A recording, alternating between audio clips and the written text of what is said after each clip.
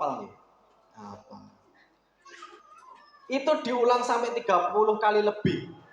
Ping 30 dibaleni. Oh, kon nonton afala takilun, afala tatafakkarun. Gen supayane kita itu mikir. Karena Al-Qur'an diturunkan kepada kita lil hudan sebagai petunjuk. Petunjuk nopo? Nek jenengan tumbas HP, niku mesti enek buku cara nganggone. Sepakat? Sepakat. Al-Quran fungsinya sama. Ketika kita tidak bisa memahami Al-Quran, durung iso, kita arep urip iki kanggo apa? Lah. Karena saya katakan di awal tadi bahwasanya al-insanu hayawanun natik. Menungso iku gur kewan sing diparingi iso ngomong. Hayawanun natik. Jadi angger uang itu orang nganggo pikire, orang nganggo otake, otomatis dia sama hinanya seperti hewan. Nah, kemudian ketika saya tanya tadi, masuk surga, wis pantes napa durung? Durung. Ketika kita ingin mengandalkan ibadah kita, ngandalke ibadah Bu, salate wau wis bolong-bolong. Nek teko ya rada telat. Angger mangkat salat niku lho. Sing dienggo bapak-bapak iku sarungi seminggu ya gor kuwi terus. Dikumbah ngono rada patut. Biasanya seminggu pisan. Ibu-ibu nek ning masjid nek ora salat Id nganggone rupuh sing wis kluwus. Wis ketok ambune rada apek. Mare ra kusuk. Kemudian ketika kita ingin bangga kepada Allah, mlebu swarga nganggo jalur poso. Selama bulan Ramadan kemarin kita diberikan kesempatan untuk berpuasa. Selama 30 hari ada yang 29. Nah, di sini perbedaan. Di dalam kalender Masehi, hitungan bulan niku wonten sing 28, 29, 30 lan 31. Tapi nek teng Hijriah niku cuma 2. Nek ora 29 ya 30. Ndek wingi enten sing melu pemerintah poso nih berarti posone 29 dina. Nek enten sing tumut tarjih Muhammadiyah berarti posone 30 dina. Sing bener sing salah sing di ora nek sing salah kabeh bener. Karena apa? Perhitungan di Masehi itu nek ora 29 ya 30. Beda rapopo tetap bersama. Bangga dengan puasa kita. Bangga. Tak takok ibu. Selama sedina bar sahur ngasih engko pas buka niku jenengan mireni tanggane, ngerasani tanggane, nek kesandung nyebute innalillahi napa glodak Mbah Jiman. Sing pundi Bu? Posone kira-kira niku ditampa napa mboten? Kan kita tidak tahu. Nah, sebagai penegasan bahwasanya mlebu swarga itu enggak bisa dengan ibadah kita. Satu-satunya cara untuk masuk ke dalam surga dengan mudah yaitu adalah dengan mendapatkan ridhonya Allah Subhanahu wa taala. Makanya ketika doa, kita berdoa niku, yang kita minta itu ampun rezeki sing kathah ya Allah. Ampun. Utangku lunas ya Allah, ampun.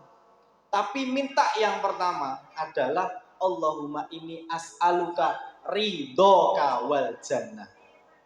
Nggih? Saged? Allahumma inni as'aluka ridhoka wal jannah. Dadi njaluk ridho sik lagi njaluk swarga. Lagi urusan dunia yang kita minta. Monggo sarang-sarang. Setunggal kalih 3. Allahumma inni as'aluka ridhoka wal jannah. Ridho itu didapatkan dari mana? Dari ibadah sing ora disengaja. Sing ikhlas, sing ora terpaksa. Contohnya napa wau? Contohnya pas dikira wau. Subhanallah, alhamdulillah, Allahu akbar, la ilaha illallah. Nggih. Jenengan mau mboten terpaksa, tapi kita wah ngerasa dosaku ning donya ki akeh banget, tapi kok tiba donge pas teko ning akhirat, aku kok mlebu swarga. Akhirnya kita akan bertanya kepada Allah, ya Allah kenapa engkau masukkan aku ke dalam surga? Karena yole kowe ki ning donya duwe ibadah sing ikhlas, sing ora perlu dipeksa, akhirnya mendatangkan ridhoku, yaitu apa? Zikir mau. Zikir mau. Makanya mau daripada nunggu jenengan nek berangkat kerja nih kali. Berangkat kerja nek gadah sabin pas lagi macul, lagi matun. Nek gadah usaha pas lagi bunteli gula. Buntelan pertama, alhamdulillah. Buntelan keloro, subhanallah. Lagi ngremi panganan, ngenteni khotipe munggah nganti kesel, alhamdulillah. Allahu akbar. Di dalam hati itu terbesit. Jenengan saking dalam dugi mriki melampah pendak langkah pertama, langkah kedua sampai ke masjid dengan zikir sing ora perlu dipeksa, ternyata mendatangkan ridho, makanya kita akan bisa dimasukkan ke dalam surga. Allahumma amin. Saged napa saged, Bu? Gampang nggih? Gampang. Karena membiasakan niki jarine Ustaz kula mboten teori niku. Jarine Ustaz kula. Membiasakan suatu amal iku angel. Tapi luweh angel meninggalkan amal sing wis dadi kebiasaan. Mudeng napa mubeng, Bu? Mubeng. Kula wangsuli meleh. Membiasakan suatu amal iku angel. Tapi luweh angel kuwi ninggalke kebiasaan sing kebiasaan iku wis meninggalkan amal sing amal iku wis dadi kebiasaan. Nah, jenengan aku wis kebiasaan iku ngene, akhirnya kan susah ditinggalkan. Tapi mari kita biasakan kebiasaan yang baik dengan zikir tadi, pas melaku, numpak kendaraan dan sebagainya, kita zikir di dalam hati, akhirnya tertancap di dalam pikiran kita, masuk ke dalam hati kita, tidak sengaja lagi ngopo we kita berzikir, akhirnya kita ikhlas, pahala kita menumpuk, kita bisa masuk surga, mendapatkan ridhonya Allah Subhanahu wa taala. Gampang nggih? Gampang. Ada suatu kisah saking dosen kula. Jadi otak kita itu terdiri dari 3 bagian.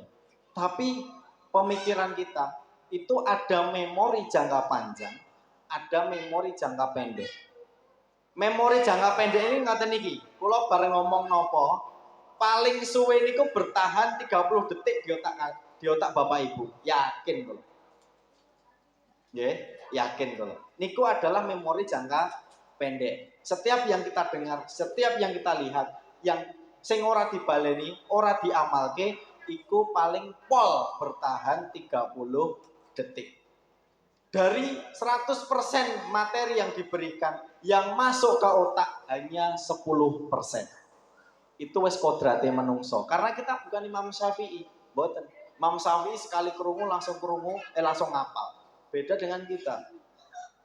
Nah, kisah dari dosen tadi, itu dosen kula teng UMS. Tentang memori. Ketika sudah menjadi kebiasaan. Jadi dosen ini beliau ngajar fikih, tapi juga menjadi kepala ruang jenazah di PKU Muhammadiyah. Beliau menceritakan bahwasanya ada satu pasien ibu-ibu, ya, kalau wangsuli mulai, ada pasien ibu-ibu, ya, kalau baleni ada pasien ibu-ibu, ya, ibu-ibu pasiennya di IGD. Lah kepala kantor ruang jenazah ini biasanya nekoni ruang-ruangan sing kira-kira mambune wis mambu lemah. Mambu lemah. Ditakoki, "Monggo Bu, mari berdoa bersama." Saurane jelas, mantep, cetha, rasa tak baleni. Saurane napa Bu? "Monggo Bu, mari berdoa bersama." Saurane ora sudi.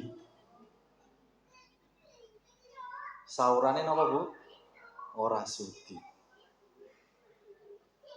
Ora goro ora sudi. Ustadz saya, dosen saya juga diidoni. Nemplek ning klambi.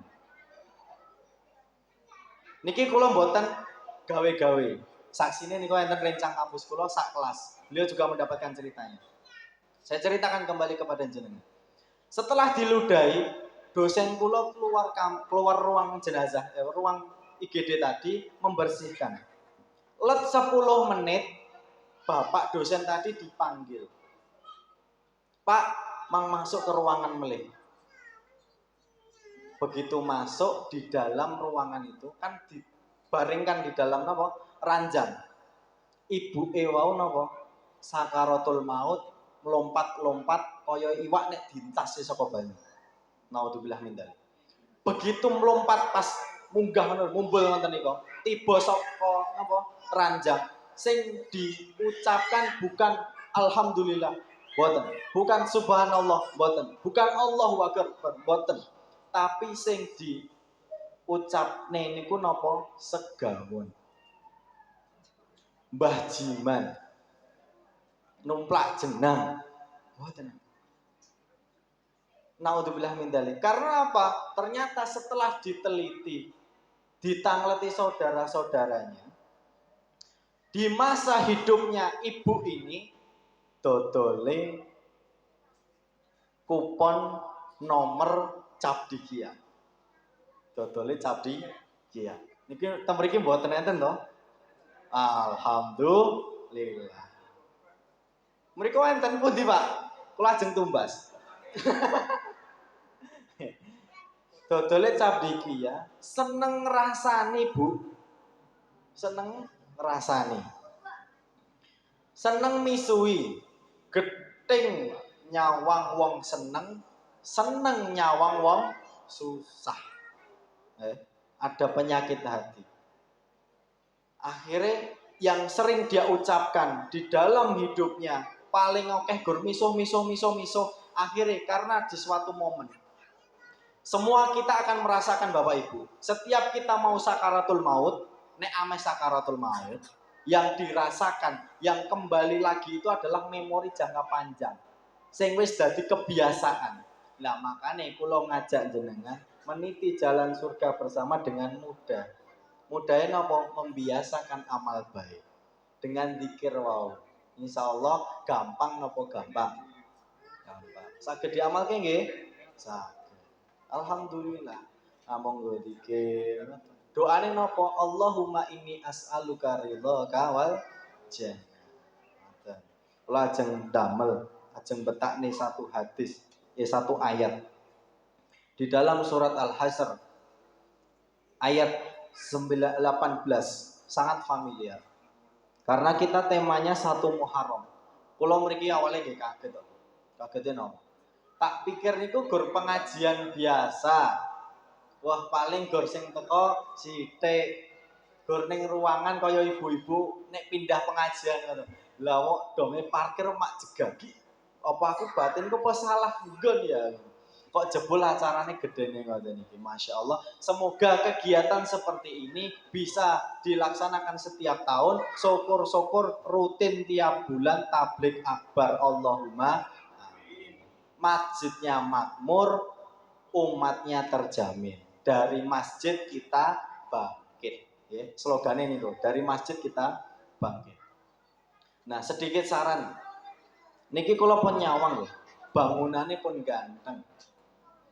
Inventarisnya pun cocok. TPA-ne ketok ya kerep juara. Kalau nyawang teng niku enten piala, Masya Allah.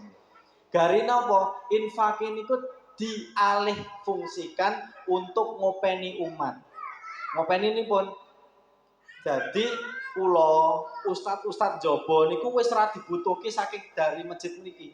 Tapi munculkan dai, munculkan kader dari Masjid Baitus Salam. Saged napa saged? Saged nggih. Carane pripun? Dengan nandur. Nandur niku otomatis ora mungkin cepet nggih. Nandur niku butuh proses. Niki enten bocah-bocah. Kula salut gelem pengajian. Nek pas playon ampun ditukani. Lagi playon Gojek pas salat ampun ditukani apa jadi seneng apa meneh kon mulih ndak mutung ampun. Mergo napa? Bocah nek Gojek saumuran ngene iki jek patut. Lah ibu-ibu wis duwe putu, playon ngono apa ya patut. Nggih. Emang wayahe. Emang masanya, nggih.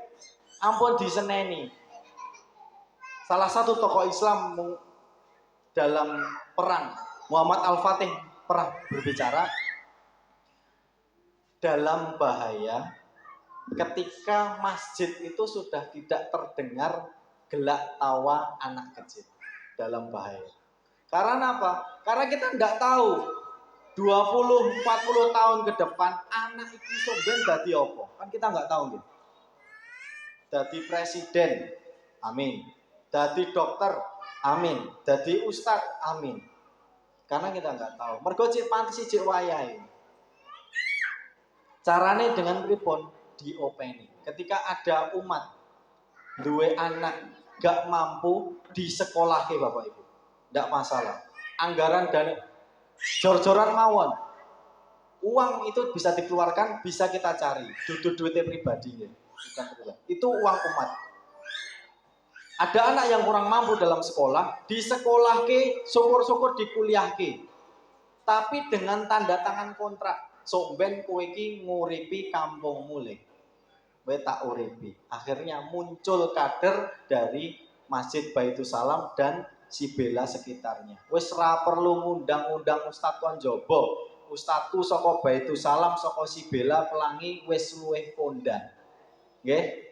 Kula insyaallah mang tagih 20 sampai 40 tahun kalau masih hidup, saya akan kesini lagi, akan pengen dolan, pengen weruh wis enek kadere napa durung. Pas kula dolan, kula wis duwe anak, saumpama nih, kula pun duwe anak, diparingi urip sing luwih dawa, le kowe dolana ning Masjid Baitus Salam kono, ana ustaz sing kondang apa durung. Nggih. Deal napa deal nggih? Nggih, sepakat. Takmire catet nggih. Ada. Ngopeni umat ini kok perlu. Jadi wis membangun niku serapati perlu. Saat ini sing perlu niku membangun umat, bangun SDM, nggih. Masjid Jogokarian yang ada di Yogyakarta niku cilik tapi infaknya bisa miliaran. Karena SDM-nya terbangun, sumber daya manusianya terjamin. Banyak yang mulai mencontoh seperti itu. Nah, nek kula seneng dunia bocah. Dunia anak kecil niku kula seneng. Kula remen. Kula urip teng Karangturi. Kula dados pengasuh pondok pesantren teng mriku wonten MI Muhammadiyah Ceker. Sadar daerah Karangturi niku benten kali daerah niki. Pendidikan juga masih kurang. Banyak petani. Mriki